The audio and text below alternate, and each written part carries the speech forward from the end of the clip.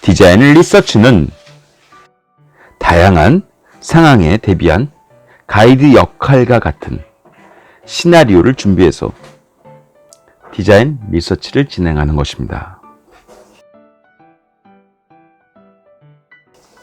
준비된 리서치 시나리오를 통해서 다양한 디자인 리서치 기법으로 인터뷰, 포커스 그룹 인터뷰,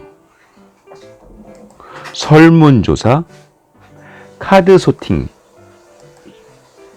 인지적 지도, 포토 다이어리, 섀도우 트래킹, 아이 트래킹 같은 디자인 리서치 과정을 진행하게 되어집니다.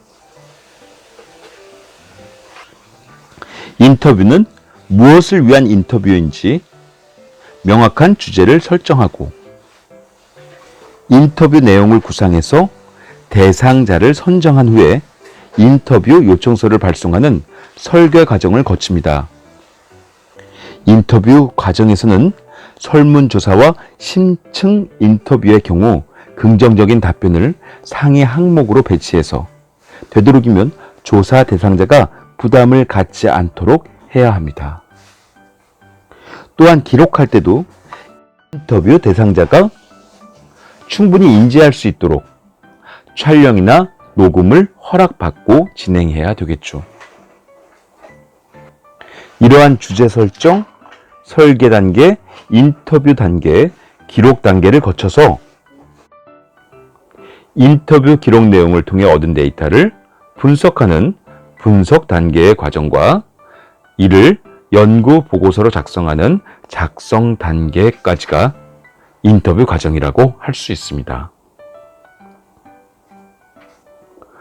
포커스 그룹 인터뷰의 경우 전문 집단 또는 특정 주제에 대해서 소수의 응답자가 집단을 이루어서 집중적이고 심층적으로 토론하는 정성적 리서치 방법이 있습니다. 이를 포커스 그룹 인터뷰라고 합니다. 정량적인 리서치 기법에는 대표적으로 설문조사 방법이 있고 UX 디자인의 마지막 단계인 설계와 구현 그리고 테스트 단계에서 유용한 방법으로 주로 워크플로우나 내비게이션의 설계나 평가에서 사용되는 카드 소팅 방법이 있습니다. 사용자가 서비스를 이용하는 자신의 경험을 공간적인 형태로 표현하고 그것을 탐색하는 경로로 그려보게 하는 인지적 지도 그리기 방법이 있습니다. 또한 사용자 스스로 일상을 기록하게 하는 포토 다이어리 기록 방법이 있고 일상생활을 동영상 촬영을 통해 관찰하는 섀도우 트래킹 방법이 있습니다. 또한 대상에 대한 눈동자의 움직임을 추적하는 아이 트래킹 방법이 있습니다.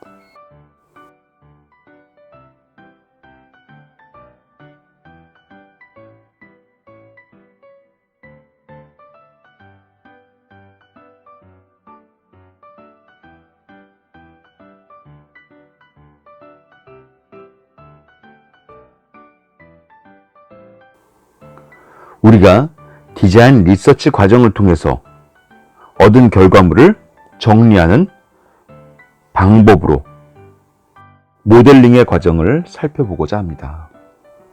먼저 디자인 리서치 결과 정리 요소에는 사용자에 대한 정의, 사용자에 대한 니즈, 그리고 사용자의 이용 형태가 있습니다.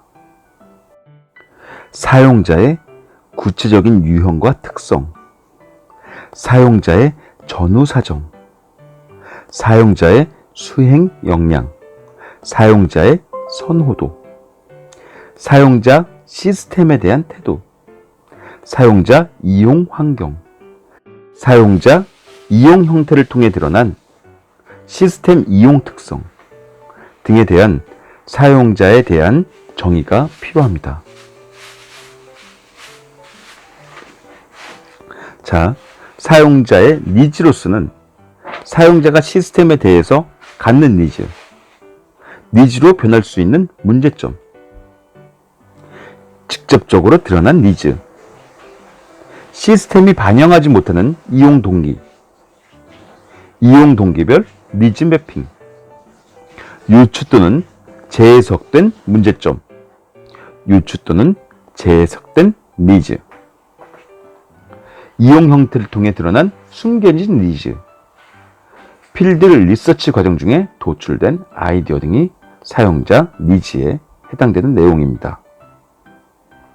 사용자의 이용 형태에 해당되는 내용으로는 사용자가 시스템을 이용하면서 보이는 반복적인 습관들, 몇 가지 형태로 분류될 수 있는 사용자 시스템 이용 패턴, 이용 환경 중에 종속되어져서 나타나는 이용 형태들, 다른 시스템에 또는 다른 사용자와의 상호 관계들이 사용자 이용 형태의 내용들입니다. 이렇게 사용자 리서치 결과를 정리하기 위해 필요한 요소로는 사용자의 구체적인 유형과 특성과 같은 사용자에 대한 정의, 사용자가 시스템에 대해서 갖는 사용자의 니즈, 사용자가 시스템을 이용하면서 보이는 사용자의 이용 형태 등이 디자인 리서치 결과를 정리할 수 있는 요소들이라 할 수 있습니다. 어피니티 모델링은 디자인 리서치 결과를 의미론적 연관성을 바탕으로 구조화하는 모델링 기법으로 아이디어와 데이터를 체계화하기 위한 도구입니다. 처음에 데이터를 작성하고 나면 의미론적 연관성과 상호 의존성, 종속성을 가지고 연관 있는 카드끼리 그룹화시킵니다. 그룹을 대표하는 제목을 작성하고 그룹화한 상위 카드를 다시 그룹화시킵니다. 그룹화해서 만들어진 상위 그룹에는 페르소나가 생기게 되는데요. 이러한 페르소나는 유사한 목표와 사용 패턴을 지닌 사용자 데이터를 모델링해서 만들어낸 전형적인 사용자 유형을 의미합니다. 리서치 결과를 정리하는 방법으로 멘탈 모델링이 있습니다. 멘탈 모델의 종류로는 구조 모형, 기능 모형, 가치 모형 세 가지가 있습니다. 구조 모형은 대상의 구체적인 세부 요소의 머릿속 묘사 모형을 구조 모형이라고 합니다. 기능 모형은 사람들이 제품이나 서비스를 어떻게 이용하는지에 대한 기능형 모형을 가리킵니다. 또한 사용자가 제품이나 서비스가 자신에게 어떠한 가치를 제공해 줄 것인가를 그에 대해 생각하는 멘탈 모델을 가치 모형이라고 합니다. 디자인 리서치 결과 정리로서 사용자 여정 지도라는 모델링 방법도 있습니다. 사용자가 서비스를 경험하면서 겪는 과정을 순차적으로 재현한 지도로 사용자의 경험을 체계적으로 시각화하는 방법이라고 말씀드릴 수 있습니다. 디자인 리서치와 디자인 리서치 결과 정리 단계를 거쳐서 아이디어 도출 과정으로 들어오게 됩니다. 아이디어의 정의는 그 뿌리가 의견이나 신념, 암시와 같은 사고를 포함한 철학의 이데아를 의미하는 것입니다. 아이디어는 일반 상식에서 출발해야 하고 특정한 사람이 아니라 사회적 집단에 주목하는 것이 바람직합니다. 아이디어의 성공 여부는 효과적인 탐색과 개인의 창의성에 의해서 결정되어집니다. 아이디어를 도출하기 위해서는 다음의 10가지는 피해야 합니다. 하나의 정답을 찾으려고 하는 행위, 지나친 논리적 사고, 융통성 없는 규칙, 지나친 현실적 사고, 재미를 즐길 줄 모르는 태도, 지나친 전문화, 애매모호한 것, 바보처럼 보일까 하는 두려움, 실수하기 싫어하는 태도, 자신이 창의적이지 못하다고 하는 자신에 대한 불신. 이러한 10가지 요소들이 아이디어 도출에 방해되는 정신적인 장애물들입니다. 이러한 아이디어 도출 방해 요소와는 다르게 아이디어를 도출시키는 훌륭한 방법들이 있습니다. 첫 번째는 컨셉 모델, 두 번째는 브레인스토밍, 세 번째는 사용자 스토리, 유저 스토리, 유스 케이스 등이 아이디어를 도출시키는 훌륭한 방법들입니다. 컨셉 모델은 선과 도형을 가지고 그 인과관계를 그려나가는 방법입니다. 브레인스토밍은 디자인 싱킹 프로세스 중에 하나입니다.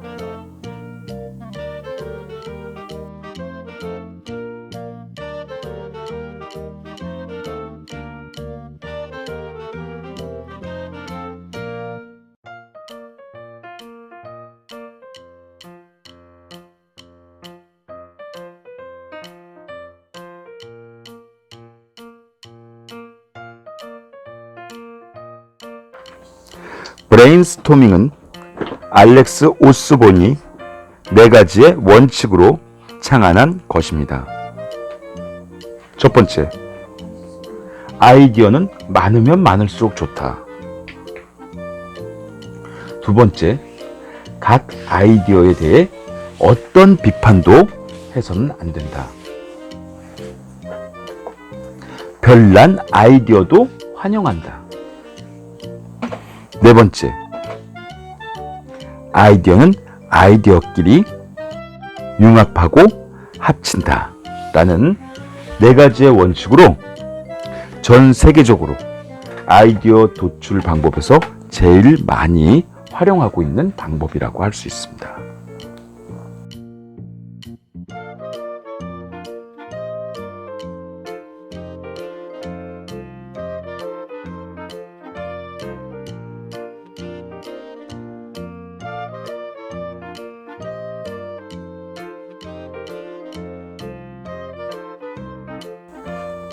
아이디어 도출 방법으로 사용자 스토리, 유저 스토리 방법에서는 사용자에게 가치를 줄 수 있는 기능들을 서술한 내용들을 가지고 개발팀과 사용자의 대화를 이끌어내는 도구를 활용합니다.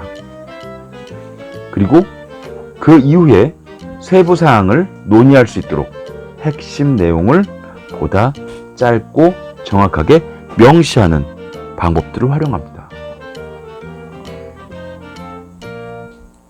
유스 케이스, 사용자 케이스에 대한 방법은 시스템의 동작을 사용자 입장에서 표현한 시나리오를 말합니다. 시스템에 관련한 요구 사항들을 알아내는 과정으로 시스템을 분석하는 사람과 사용자가 함께 시스템의 사용 방법을 결정하는 데 도움이 되는 도구를 활용하는 것입니다. 이는 어디까지나 사용자가 이해하기 쉽도록 간단하게 작성하셔야 합니다. 모든 것이 완벽하게 돌아가는 상황에 초점을 잡아야 합니다.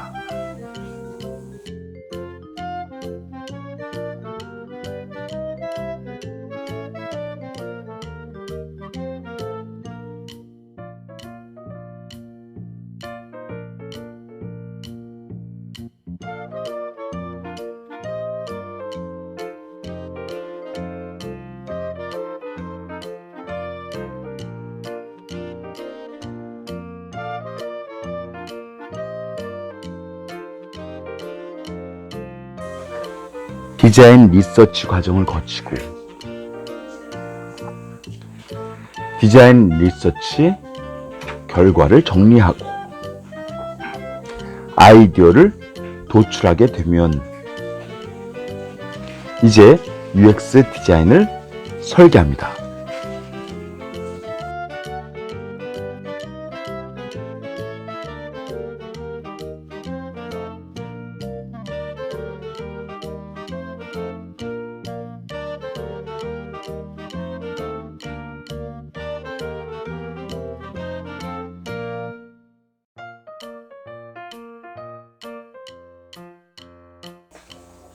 UX 디자인 설계 과정에서는 첫 번째, 사용자 시나리오 작성 단계, 그리고 스토리보드 제작 단계,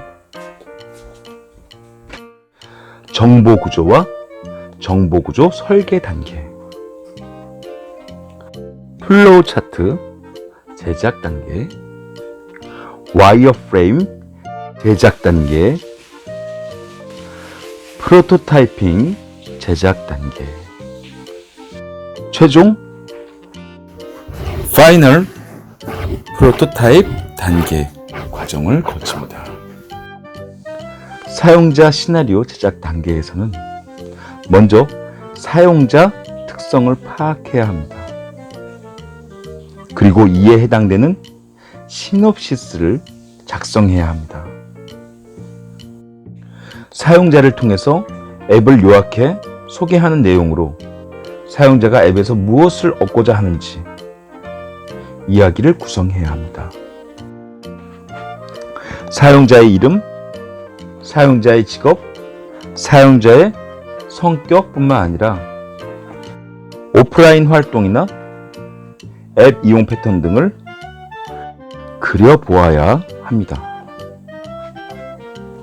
시놉시스는 사실적으로 근거한 다양한 내용들을 적습니다. 이를 통해서 사용자 니즈, 불만사항, 대안, 서비스 구성, 감성 요소들, 이러한 필요 요소들을 정리해 봅니다. 이렇게 정리하는 요소들을 트리트먼트 과정이라고 합니다. 그 트리트먼트 과정을 통해서 필요한 요소들을 가지고 스토리보드를 제작해 봅니다. 어떠어떠한 형식으로 어떻게 페이지를 구성하고 하이퍼링크로 연결해서 재미나는 스토리를 만들어 나갈지 스토리보드를 구성해 보는 것입니다. 그리고 이에 대한 인트로 화면에서부터 홈 화면, 제품 화면, 고객 지원 화면, 뉴스와 이벤트 화면 등 다양한 화면으로 분류하고 내용을 입혀 메뉴 트리 등의 정보 구조를 설계하는 것입니다. 메뉴별, 프레임별, 페이지별, 하이퍼링크 등 다양하게 연결되어지는 연결망에 그래픽을 플로 차트로 한눈에 읽혀질 수 있도록 그려볼 수 있으십니다. 플로 차트가 그려졌으면 각 플로 차트로 연결되어지는 페이지를 한 장 한 장 와이어 프레임의 개념으로 그려봅니다. 여기서 와이어프레임은 기획자나 디자이너가 아이디어를 러프하게 구성한 화면 디자인을 가리킵니다. 각 화면에 UI를 설계하는 것으로 화면의 설계와 화면 간의 관계 및 이동까지 모두 포함되어집니다.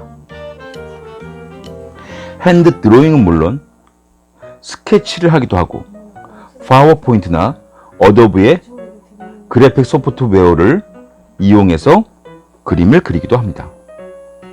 앱 디자인의 경우 각 분야의 전문가가 협업하는 작업이기 때문에 서로의 영역에 대해서 충분히 이해한 상태에서 대화를 통해서 문제를 해결해야 합니다. 와이어프레임은 작성하기 전에 개략적인 페이지부터 그리는 것이 좋습니다.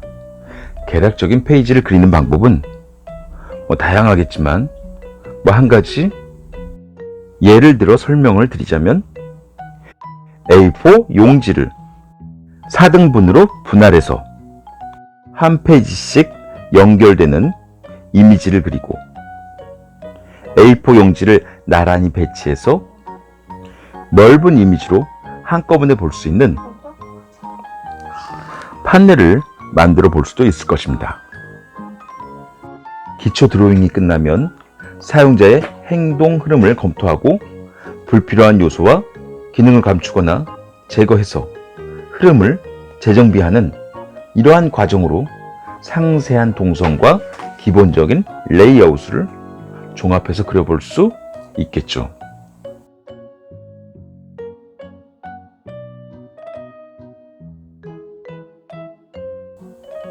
전체적인 페이지의 룩 앤 필, 보여지는 대로의 느낌, 전체적인 페이지의 턴 앤 매너, 그 분위기와 그에 맞는 섬세한 감각들, 세부 페이지별 콘텐츠의 크기를 설정하고 위치를 배치하는 것입니다. 와이어프레임을 섬세하게 제작한 뒤에 그 와이어프레임을 복사하거나 스캔을 받아서 칼라를 칠해보기도 합니다. 그리고 그 와이어프레임을 낱개별로 하나씩 잘라서 프로토타이핑으로 제작을 합니다. 프로토타이핑에서 우리는 종이를 다양하게 활용할 수 있습니다. 그 종이를 가지고 한 장 한 장 스캔을 받아서 포토샵의 환경으로 불러옵니다. 우리는 디지털화하고 그 이미지, 페이지, 프레임, 메뉴, 아이콘 등을 직접 포토샵을 활용해서 디지털화 할 수 있습니다. 디지털 프로토타이핑을 제작해서 보다 섬세한 그래픽으로 완성시킬 수 있으십니다. 우리는 와이어프레임과 프로토타이핑까지 일괄적이며 선형적인 프로세스로 또는 다양하게 과정을 반복하며 UI, UX 디자인의 섬세한 부분까지 작업해 나갈 수 있습니다. UI, UX 디자인 작업 과정은 여러분들이 보다 재미있고 즐겁게 다양한 사용자 내러티브를 추가하며 완성시켜 나갈 수 있으십니다.